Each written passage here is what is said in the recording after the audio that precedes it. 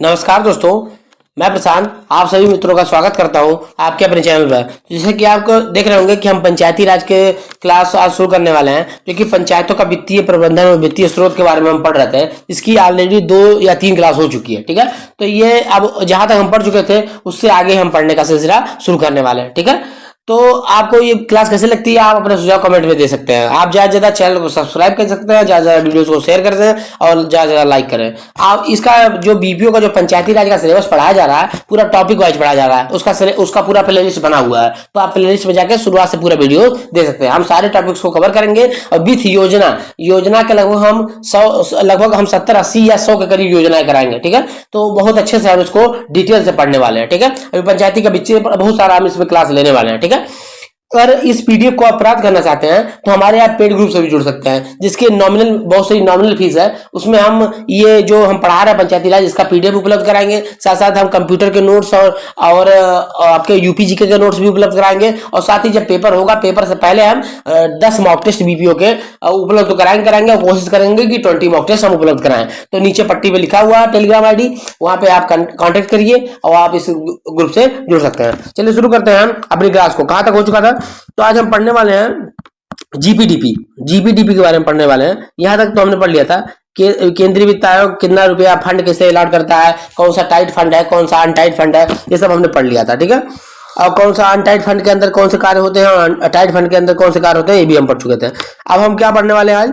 ग्राम पंचायत विकास योजना अर्थात जीपीडीपी के बारे में पढ़ने वाले हैं, ठीक है। जीपीडीपी क्या है? देखिए सिंपली हम बता दे रहे हैं कि जीपीडीपी क्या है कि जो पंचायत होती है अपने ग्राम के विकास के लिए जो स्वयं की योजनाएं बनाती है। जैसे कुछ योजना बताई, स्वयं से ग्राम पंचायत ने मिलकर कुछ योजना बनाया, अब उसको शासन में भेजा जाता है, तो वहां से पैसा अलॉट होता है कि हाँ ग्राम पंचायत खुद के लिए स्वयं की योजना बनानी चाह रही है, तो उसको पैसा दिया जाए उस कार्य को करने के लिए। तो वही क्या है? जीपीडीपी, मतलब ग्राम पंचायत की स्वयं की योजना को क्या बोलते हैं? ग्राम पंचायत विकास योजना, अर्थात शॉर्ट फॉर्म में जीपीडीपी, ठीक है। अब जीपीडीपी की हम बात करने वाले हैं, तो वही लिखा हुआ है, देखिए यहाँ पे लिखा हुआ है कि ग्राम पंचायत प्रतिवर्ष, देखिए प्रतिवर्ष, ये बहुत ज्यादा इंपॉर्टेंट है, प्रतिवर्ष विकास को ध्यान में रखते हुए उपलब्ध संसाधनों के अनुसार अपने विकास की कार्य योजना तैयार करती है। मतलब प्रतिवर्ष ये योजना अपने संसाधनों को देखते हुए कार्य योजना तैयार करती है। और ये कैसे तैयार करती है? जो उनका स्वयं का रेवेन्यू है, जो ग्राम पंचायत का स्वयं का रेवेन्यू है, अनुदान नहीं, जो राज्य सरकार या केंद्र सरकार से अनुदान मिल रहा है उसके बाद नहीं कर रहे हैं, मतलब जो खुद से वो अपना सोर्स जनरेट करते हैं पैसे का। जैसे कि कहीं पे मेला लगा उनके ग्राम पंचायत में, तो कर लगा दिया, या हाउस टैक्स लगा दिया, या पानी दिया तो टैक्स लगा दिया, या किसी के घर पानी से टैंकर से पानी सप्लाई कराया तो करा दिया, पंचायत सचिवालय में अगर कुछ बना है, मतलब कि कुछ सेवाएं उपलब्ध हो रही है तो उसके कुछ टैक्स लगा दिया। तो इन सबसे जो पैसा इकट्ठा होता है तो उससे खुद की योजना पंचायत बना सकती है, तो उसको ही ग्राम पंचायत विकास योजना कहते हैं, ठीक है। तो ये प्रतिवर्ष तैयार किया जाता है, ठीक है। यहाँ पे लिखा हुआ है, देखिए लिखा हुआ है ग्राम सभा के अनुमोदन के पश्चात जीपीडीपी तैयार करने और इसे ई ग्राम स्वराज पोर्टल पर अपलोड किया जाता है। तो ठीक है, जब ग्राम पंचायत तैयार करती है तो फिर इसका अनुमोदन कौन करती है? ग्राम सभा करती है। तो आपको बताया था ना ग्राम सभा और ग्राम पंचायत में क्या डिफरेंस होता है, वो हम पिछले क्लास में बता चुके हैं। आप लोग उस क्लास को देखिए और अच्छे से आपको समझ में आ जाएगा। तो जब ग्राम पंचायत जीपीडीपी तैयार कर लेती है तो उसका अनुमोदन कौन करता है? ग्राम सभा करती है। तो आपको ये ध्यान रखना, क्योंकि देखिए पूछेगा कि क्वेश्चन पूछ सकता है आपसे कि ग्राम पंचायत विकास योजना जब तैयार हो जाता है तो उसका अनुमोदन कौन करता है? तो यहाँ पे ऑप्शन में लिखा रहेगा ग्राम सभा, क्षेत्र पंचायत, जिला पंचायत, या इनमें से कोई नहीं। तो आपको क्या लगाना होगा? ग्राम सभा इसका अनुमोदन करता है। और इसको अपलोड कहाँ किया जाता है? ई ग्राम स्वराज पोर्टल पे इसको अपलोड किया जाता है। जब वहां से फंडिंग आती है, मतलब राज्य सरकार से या केंद्र सरकार से इसके लिए पैसा आवंटित होता है, ठीक है। अब इसका प्रारंभ कब हुआ? ग्राम पंचायत विकास योजना का प्रारंभ कब हुआ है? तो इसका प्रारंभ आपका 2015 में केंद्र सरकार द्वारा प्रारंभ किया गया था, ठीक है। इसी वर्ष यूपी सरकार ने जीपीडीपी दिशा निर्देश जारी कर दिया। इसी वर्ष यूपी सरकार ने भी जारी कर दिया।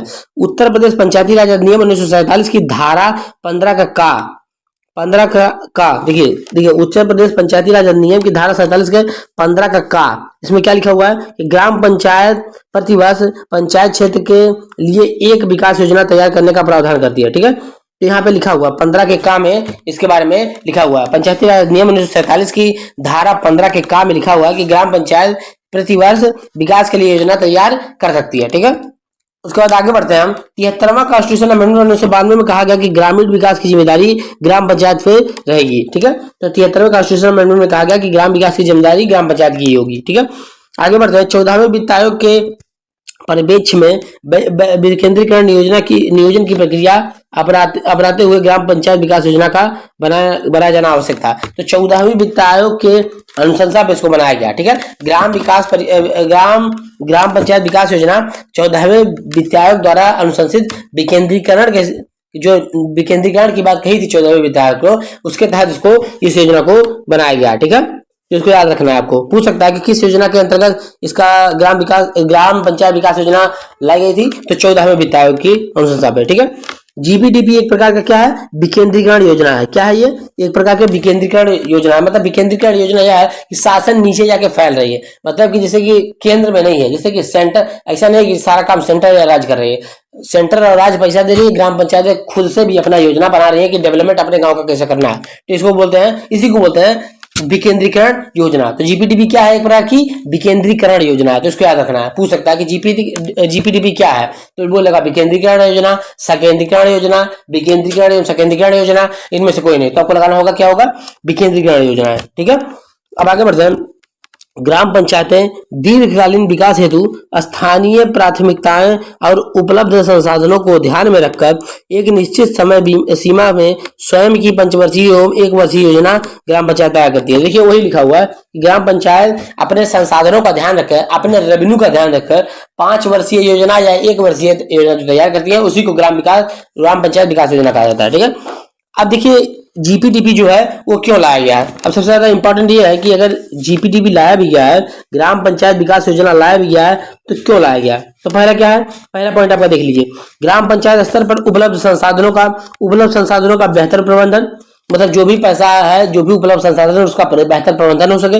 दूसरा, ग्राम पंचायत का समग्र एवं समग्र समेकित विकास, अर्थात व्यक्ति के सामाजिक, आर्थिक और व्यक्तिगत विकास हो सके। मतलब अच्छे से व्यक्ति का सामाजिक विकास हो, आर्थिक विकास हो और व्यक्तिगत विकास हो, और ग्राम पंचायत का समग्र विकास हो। ऐसा ना हो कि ऊपर से कोई योजना आ रही है तो नीचे धरातल में ना पहुंचे। ठीक है, तो इसीलिए बोला गया कि जो ऊपर से पैसा आ रहा है तो आ ही रहा है, लेकिन जब प्रॉब्लम ग्राम पंचायत के अंदर है, ग्राम सभा के अंदर है, तो जब पंचायत ये योजना बना के देगी कि हमारे गांव में ये चाहिए, मतलब ये कार्य करना है, तो उससे अच्छे से इसका मतलब कि विकेंद्रीकरण होगा शासन का, और अच्छे से विकास कार्य ग्राम सभा में हो सकेगा। ठीक है, अब आगे बढ़ते हैं। तीसरा पॉइंट क्या है इसका, क्यों लाया गया, समुदाय को निर्णय लेने हेतु सक्षम बनाना एवं आवश्यकताओं का चिन्हीकरण एवं प्रमाणीकरण। तो समुदाय को अपना स्वयं का निर्णय लेने के लिए क्या करना, सक्षम बनाना और चिन्हीकरण एवं प्रमाणीकरण करना, आवश्यकताएं क्या क्या है। ठीक है, चौथा है कि निर्धनों की आजीविका, निर्धनता एवं सामाजिक सुरक्षा प्रमुखता से सम्मिलित करते हुए एससी एसटी के कल्याण की प्राथमिकता। तो एससी एसटी के कल्याण की प्राथमिकता, जैसे कि अब राज्य सरकार को उतना अच्छा नहीं पता चल जाएगा ना, लेकिन अगर कोई ग्राम पंचायत में पंचायत का गठन है तो उसको मालूम है कि हमारे ग्राम पंचायत के अंदर कौन बहुत एकदम बैकवर्ड, बहुत ही पिछड़ा है, तो उसके लिए कुछ कार्य कर सकता है, कुछ योजना बना सकता है। तो वही बोला हुआ है कि निर्धनों की आजीविका, निर्धनता एवं सामाजिक सुरक्षा प्रमुखता से सम्मिलित करते हुए एससी एसटी के कल्याण को प्राथमिकता देना। ठीक है, तो वही लिखा हुआ है यहाँ पे। ठीक है, अब हम आगे बढ़ते हैं। जीपीडीपी का निर्माण प्रक्रिया, तो जीपीडीपी के निर्माण की प्रक्रिया क्या क्या है उसको हम पढ़ते हैं। ठीक है, तो जीपीडीपी के निर्माण की प्रक्रिया क्या है इसको फटाक से हम देख लेते हैं। तो देखिए जीपीडीपी के निर्माण के 5 चरण है। ठीक है, जीपीडीपी के निर्माण के ग्राम पंचायत डेवलपमेंट प्रोग्राम के विकास के लिए 5 चरण है। ठीक है, तो बहुत ज्यादा इंपॉर्टेंट है, आपको याद रखना है कि कितने चरण है इसमें, 5 चरण है। ठीक है, अब ये 5 चरण कौन कौन से हैं यहाँ पे लिखा हुआ है। देखिए पहला क्या है, वातावरण निर्माण करना। प्रथम चरण वातावरण निर्माण करना। दूसरा परिस्थिति विश्लेषण। तीसरा आवश्यकताओं समस्याओं की पहचान एवं प्राथमिकताओं का निर्धारण। आवश्यकताओं समस्याओं की पहचान एवं प्राथमिकता निर्धारण। चौथा क्या है आपका, ग्राम पंचायत विकास योजना के लिए संसाधनों का निर्धारण एवं ड्राफ्ट प्लान का विकास।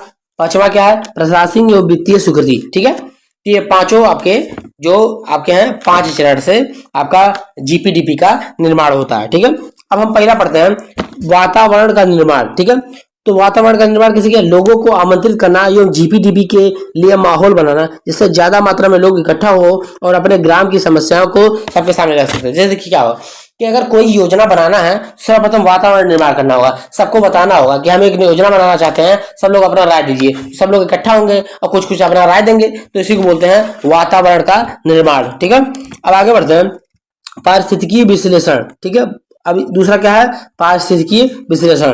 क्या इसमें क्या है, ग्रामीण क्षेत्र में परिस्थितियों एवं समस्याओं का विश्लेषण किया जाता है। जब देखिए सब लोग अपना सुझाव देंगे तो फिर सब लोग मिलकर विश्लेषण करेंगे कि ग्राम क्षेत्र में परिस्थितियां समस्या क्या है और उसका विश्लेषण किया जाएगा। इसमें घर घर जाकर समस्याओं का विश्लेषण किया जाएगा कि क्या समस्या है, उसकी जब समस्या पता चलेगा तभी तो कुछ समाधान लाएंगे। तो वही हुआ है। इसमें सामाजिक मानचित्रण का प्रयोग किया जाएगा। जैसे इन्हीं में पीएसए या पार्टिसिपेटरी सर्वे अप्रेजल पद्धति का प्रयोग होता है। ठीक है, मतलब घर घर डोर टू डोर जाकर पूछा जाएगा कि क्या क्या समस्याएं हैं, जिससे हम योजना बना सकें। ठीक है, अब तीसरा क्या है, आवश्यकताएं, समस्या की पहचान एवं प्राथमिकता निर्धारण। देखिए अगर आपको जब जाके आप पूछेंगे, डोर टू डोर पूछेंगे कि क्या समस्या है, पहले तो आपने वातावरण बनाया, तो सब लोग इकट्ठा हुए तो सब लोगों ने बताया समस्या। फिर आप घर घर जाके पूछे कि क्या समस्या है, तो उन्होंने बताया। अब क्या करेंगे कि जो समस्या इकट्ठा हो गई उसमें आवश्यकता क्या है, आपके पास पैसा क्या है, समस्या की पहचान करना है कि कौन सी प्राथमिकता में सबसे ऊपर वरीयता में रखा जाए। समस्याएं तो ढेर सारी होंगी लेकिन सारा तो नहीं किया जा सकता, लेकिन आपको कौन से करने सर्वप्रथम करना है, उसके बाद कौन सा करता है, तो प्राथमिकता का निर्धारण किया जाएगा। तो वही तीसरा पॉइंट है कि आवश्यकताओं, समस्याओं की पहचान एवं प्राथमिकता निर्धारण। तो इसमें क्या हो, ग्राम पंचायत के पास उपलब्ध संसाधनों के आधार पर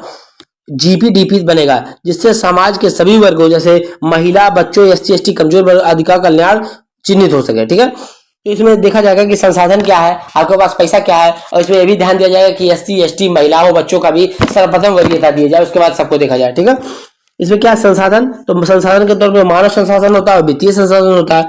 इन्हीं आधार पर समस्याओं को प्राथमिकता में दिया जाता है। ठीक है, तो ठीक है, तो कौन सी समस्या पहले प्राथमिकता में है, महिला, बच्चे, एससी एसटी और कमजोर वर्गों को पहले रखा जाएगा, और देखा जाएगा कि हमारे पास पैसा कितना है, पैसा के आधार पर भी रखा जाएगा, और मानव संसाधन कितना है उसके आधार पर भी समस्या का प्राथमिकता निर्धारित किया जाएगा। अब चौथा चरण क्या है आपका, चौथा चरण है कि संसाधनों का निर्माण एवं ड्राफ्ट प्लान तैयार करना। ठीक है, तो जब संसाधनों का जैसे जब आपको पता चल जाएगा कि प्राथमिकता में हमारा ये वाला कार्य सर्वप्रथम है, कोई एक कार्य सर्वप्रथम है, ठीक है, तो फिर उसके बाद क्या करेंगे, उसका ड्राफ्ट तैयार करेंगे। ड्राफ्ट तैयार करेंगे कि कितना पैसा लग सकता है और इसका संसाधनों का निर्माण, संसाधन कैसे आएंगे इसको पूरा करने के लिए, तो वही चौथा है कि संसाधनों का निर्माण एवं ड्राफ्ट प्लान तैयार करना है कि ड्राफ्ट तैयार करना, कितना रुपया क्या लगेगा, कैसे कैसे ये कार्य होगा, वही ड्राफ्ट बनाना है। ठीक है, अब पांचवा क्या है, पांचवा चरण क्या है इसका, इसके निर्माण का पांचवा चरण जो सबसे ज्यादा इंपॉर्टेंट है, पांचवा चरण है आपका प्रशासनिक, वित्तीय एवं तकनीकी स्वीकृति। सबसे ज्यादा इंपॉर्टेंट यही है पांचवें चरण में। तो प्रशासनिक स्वीकृति क्या है कि ग्राम सभा के अनुमोदन, देखिए प्रशासनिक स्वीकृति के तहत ग्राम सभा के अनुमोदन पर ग्राम पंचायत द्वारा स्वीकृति प्रदान हो जाती है। मतलब ग्राम सभा अगर अनुमोदित कर दे रहा है, अगर ग्राम सभा अनुमोदित कर दे रहा है तो इसको प्रशासनिक स्वीकृति मिल गई। ठीक है, तो ग्राम सभा का अनुमोदन पर ग्राम पंचायत द्वारा स्वीकृति प्रदान कर दी जाएगी। ठीक है, प्रशासनिक स्वीकृति हो गई। अब तकनीकी स्वीकृति क्या है, तकनीकी स्वीकृति मतलब तकनीकी कर्मी द्वारा स्वीकृति प्रदान करना कि हाँ इसमें कितना पैसा लग सकता है, क्या क्या टेक्नोलॉजी का प्रयोग होगा, तो उसको बोलते हैं तकनीकी स्वीकृति। ठीक है, और कैसे कैसे निर्माण होगा, कितना गिट्टी, मतलब सड़क अगर मान ले, हम एग्जांपल दे रहे हैं कि अगर सड़क निर्माण होना है तो उसमें इंजीनियर बताएगा कि कितना गिट्टी लगेगा, कितना मोरक लगेगा, क्या लगेगा, तो इसको बोलते हैं तकनीकी स्वीकृति। ठीक है, और सबसे ज्यादा इंपॉर्टेंट है वित्तीय स्वीकृति। तो वित्तीय स्वीकृति कौन देता है, तो ग्राम पंचायत द्वारा, प्रधान द्वारा वित्तीय स्वीकृति दी जाती है। तो ग्राम पंचायत या प्रधान द्वारा इसकी वित्तीय स्वीकृति दी जाती है।